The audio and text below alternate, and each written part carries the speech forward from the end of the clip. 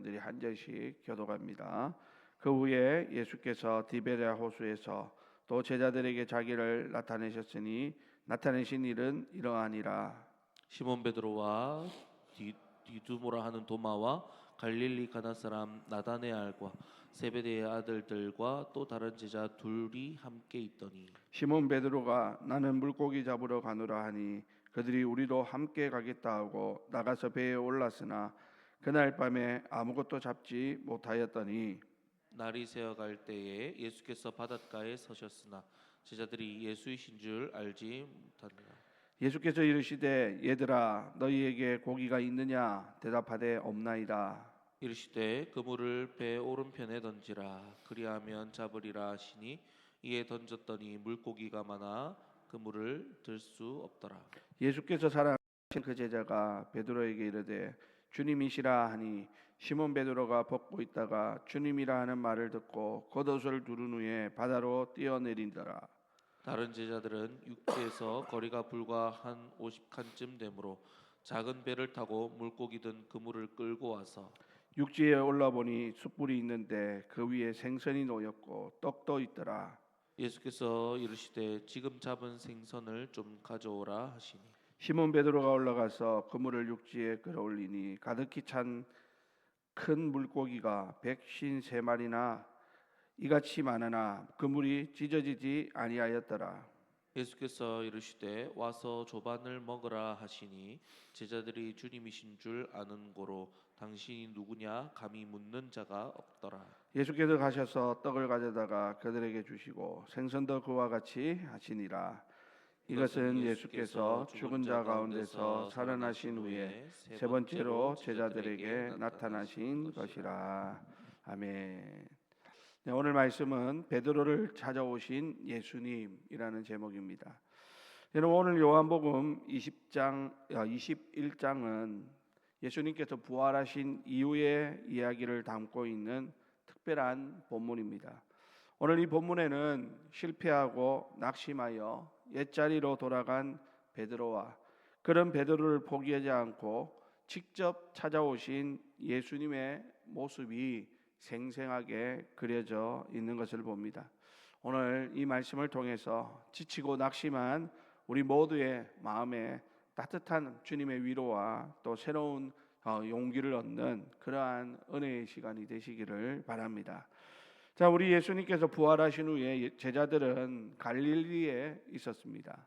그런데 베드로가 갑자기 나는 물고기 잡으러 가노라 이렇게 선언을 해버리는 것입니다. 여러분 이 말이 얼마나 무겁게 들립니까? 3년을 주님과 함께하면서 주는 그리스도시요 살아계신 하나님의 아들이십니다. 이렇게 고백했던 베드로. 다른 사람들은 다 주님을 부인해도 나는 주님을 부인하지 않습니다 라고 큰 소리 쳤던 그 베드로가 부활하신 주님을 만나고도 다시 배와 그물로 돌아갔다라는 이것이 참 우리 마음을 무겁게 하는 그러한 장면입니다. 자, 그러면 우리가 한번 생각해 보죠. 왜 베드로는 다시 배와 그물을 잡고 바다로 돌아갔는가라고 하는 것입니다. 아마 그 대답은 베드로의 마음속에 있을 것입니다. 그는 예수님을 3번이나 부인했던 그런 실패를 경험했던 사람이죠.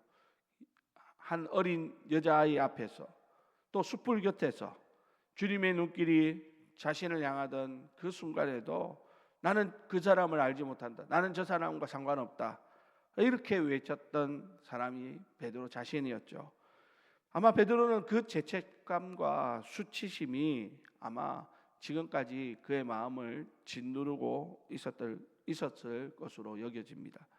그러면서 아마 그는 그 마음속으로 이런 내가 무슨 주님의 제자인가 하는 그러한 마음들이 아마 크게 일어났을 것이고 그래서 결국은 나는 다시 업으로 돌아가는 것이 맞다 이러면서 어떻게 보면 자포자기의 마음으로 그는 갈릴리 바다로 돌아가지 않았을까 하는 생각을 해보게 됩니다. 여러분 우리도 이와 같은 경험을 할 때가 있습니다.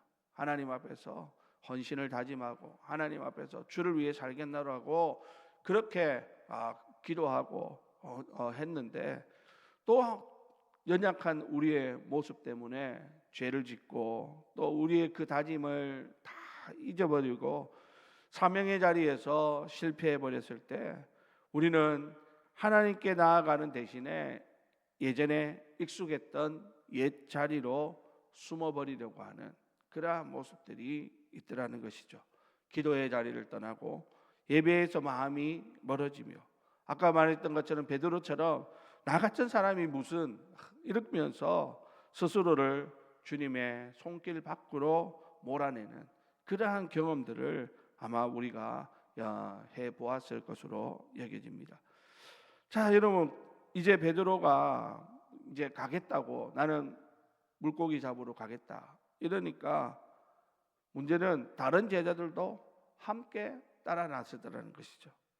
참 똑같은 거예요. 그러니까 베드로나 다른 제자들이나 다 사실 뭐 베드로의 성격이 누구보다도 좀 더 급하고 이러다 보니까 막 내가 주님을 버리지 않겠습니다 했다가도 나는 주님을 모른다 하고 그러는 모습들이 이 성경에 비춰져서 그렇지 사실 다른 제자들 또 이 자리에 있는 저와 여러분들의 모습도 별반 다르지 않다라는 생각을 해보게 되죠. 어쨌든 그들은 그렇게 해서 다시 물고기를 잡으러 바다로 갔습니다. 그리고 밤새 그물을 내립니다. 베드로는 원래 갈릴리 바다의 어부 출신이죠. 어디에 그물을 내려야 하는지, 언제 물고기 떼가 움직이는지 누구보다도 더 잘 아는 사람이었을 것입니다. 자, 그런데 여러분 그 결과는 어떻습니까? 처참했다라는 것이죠. 오늘 3절에 보니까 그날 밤에 아무것도 잡지 못하였다라고 성경은 말씀합니다. 아무것도 없었습니다. 밤새도록 그물을 내렸지만 아무것도 잡지 못했다. 여러분 이것은 단순히 그날 물고기 잡는 것에 실패했다 그런 말이 아닙니다. 우리 주님 없이 스스로의 힘으로 돌아간 자리에서 얻을 수 있는 것이 무엇인가 이것을 하나님이 친히 보여주는 장면이라고 할 수 있습니다. 우리가 아무리 경험이 많고 능력이 있고 열심히 노력해도 주님 없이는 우리는 사실은 결국에는 빈 그물로 끝날 수밖에 없는 인생이다라는 것이죠. 여러분 시편 기자의 고백이 무엇입니까? 여호와께서 집을 세우지 아니하시면 세우는 자의 수고가 헛되고라고 말합니다. 아무리 내가 경험이 있고 지식이 있고 능력이 있고 힘이 있고 할지라도 하나님이 우리에게 은혜를 주시지 않으면 우리는 밤새 그물질해도 아무것도 거둘 것이 없는 빈털터리 인생이 될 수밖에 없는 것이죠. 결국은 여러분 우리의 모든 노력은 나에게서 결정되는 것이 아닙니다. 내 모든 삶의 열매는 내가 결정하는 것이 아니라 누굽니까? 하나님 손 안에 우리가 붙들려 있을 때만 비로소 우리가 삶의 열매를 맺게 된다라는 사실을 오늘 베드로의 이야기를 통해서 우리는 다시 한번 배울 수 있는 것이죠. 자, 이제 밤새 수고하고 지쳐 돌아올 때 예수님께서 바닷가에 서 계십니다. 자, 그런데 제자들은 한 사람도 그분이 예수님인 줄을 알지 못했다라고 성경은 말씀하죠. 주님이 먼저 그들을 부르십니다. 오늘 본문 5절에 보니까 주님이 뭐라고 말씀하십니까? 얘들아 너희에게 고기가 있느냐? 여러분 이 말의 어투를 한번 잘 생각해 보십시오. 여러분 내가 주님이라면 지금 이 실패하고 돌아오는 요 제자들을 보고서 뭐라고 말할 것 같습니까? 왜 너희들 나를 버리고 돌아갔느냐? 왜 너희들 왜 여기 있느냐? 너희 지금 뭐 하고 있느냐? 선뜻 이런 이야기가 나와야 당연한 거 아니겠습니까? 너 왜 이렇게 믿음이 없냐?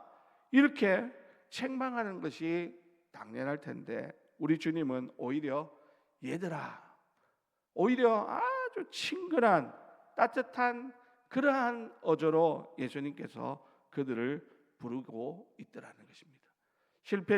실패한 현실을 직면하게 하시되 예수님께서는 오히려 그들을 정죄하는 것이 아니라 새로운 시작을 할 수 있도록 예수님께서 그들에게 질문을 던지고 있더라라는 것입니다.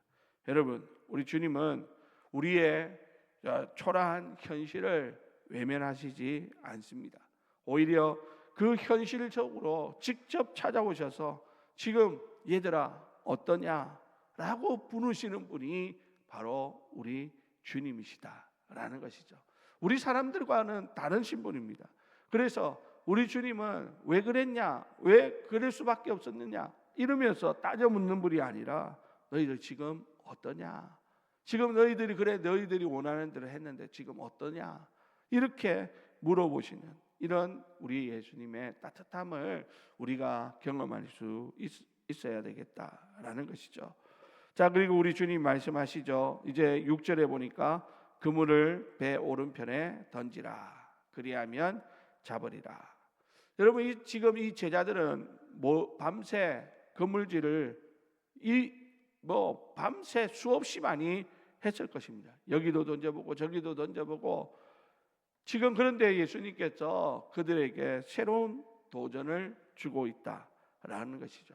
우리가 논리적으로 생각해 보면 배 오른편이든 왼편이든 그게 무슨 물고기와 무슨 상관이 있겠습니까?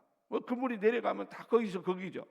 하지만 그런데 여러분 보십시오. 그들이 예수님의 말씀에 순종하니까 어떤 일이 벌어졌다라고 말합니까? 그물을 들 수 없을 만큼 물고기가 많이 잡혔더라라는 것입니다. 그것도 153마리.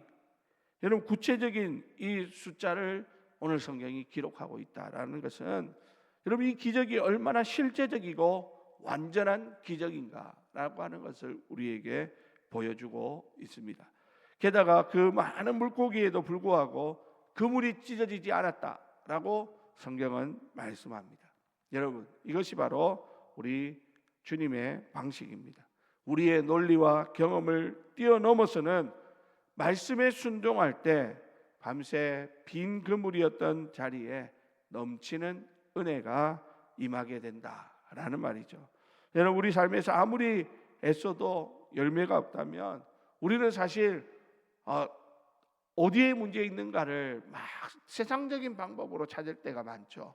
그러나 사실 우리가 돌아봐야 되는 것은 뭐냐면 내가 지금 주님의 말씀 대신에 내 방식으로만 그물을 던지고 있는 것은 아닌가, 이것을 돌아볼 필요가 있다라는 말입니다.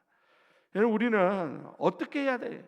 어떤 방법으로 해야 우리의 삶에 열매가 있을 것인가를 고민하는데 사실은 그것도 중요하지만 그것보다 더 1차적으로 우리가 고민해야 되는 것은 무엇이냐면 내가 지금 무엇을 붙들고 있는가, 내가 지금 어디에 순종하고 있는가, 이것을 고민해 보아야 하는 것입니다.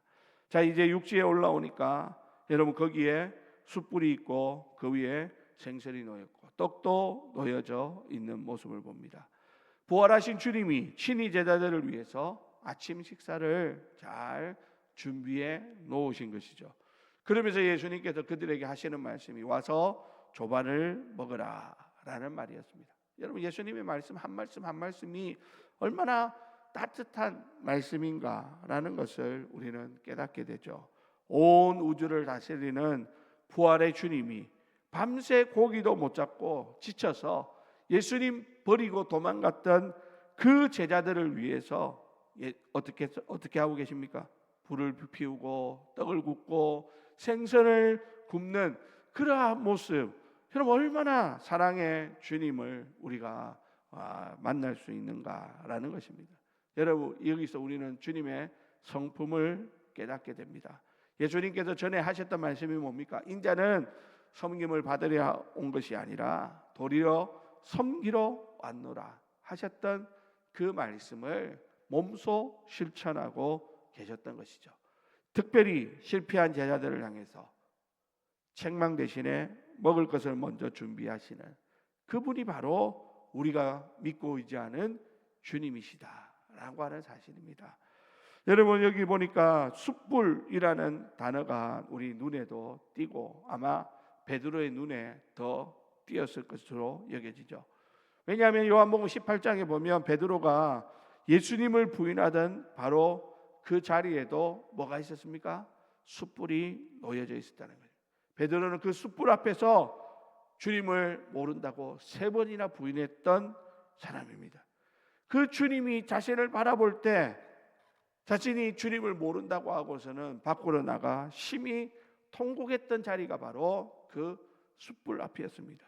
그런데 그런 면에서 보면 그 숯불은 베드로에게 가장 치욕스럽고 가장 아픈 기억의 상징이라고 할 수 있습니다. 자, 그런데 지금 주님이 다시 그 숯불을 피워놓고 계시는 것입니다. 여러분, 이것이 우연일까요? 아니라고 생각합니다. 우연이 아니라 주님은 베드로의 가장 아픈 기억이 있는 바로 그 자리에서 새로운 이야기를 지금 베드로의 머릿속에 가슴속에 각인시켜 주고자 하시는 것입니다. 이제는 수치의 숯불이 아니라 회복의 숯불로. 여러분, 그래서 주님께서 그에게 물으시는 것이 나중에 보면 나오죠. 네가 나를 사랑하느냐라는 것이에요.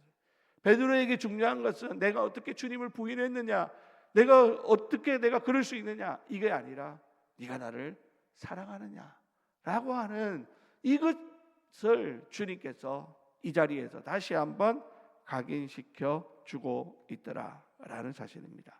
사랑하는 우리 성도 여러분, 오늘 우리도 세상을 살아가다 보면 베드로처럼 다른 제자들처럼 실패할 수 있습니다. 넘어질 수 있습니다. 그러나 여러분, 실패했다고 낙심하고 좌절할 것이 아니라 또 실패한 그 자리에 찾아오시는 주님을 발견할 수 있어야 되겠습니다. 그 주님을 만나는 것, 그리고 그 주님의 따뜻한 말씀 한 말씀만 들으면 얼마든지 우리는 다시 회복해요. 다시 일어나서 하나님 나라를 위해 살 수 있는 그러한 자들이다라고 하는 사실을 기억하시기 바랍니다. 오늘 아무쪼록 이 새벽에 혹시라도 우리의 마음에 연약하고 또 실패하고 또 하나님 앞에서 부끄러운 모습이 있다면 또 주님 앞으로 나와서 다 내려놓고 또 주님이 우리의 마음을 어루만져 주시고 또 위로하시는 그러한 귀한 은혜를 누리는 이 새벽이 다 되시기를 예수님의 이름으로 간절히 축원드립니다. 기도하겠습니다.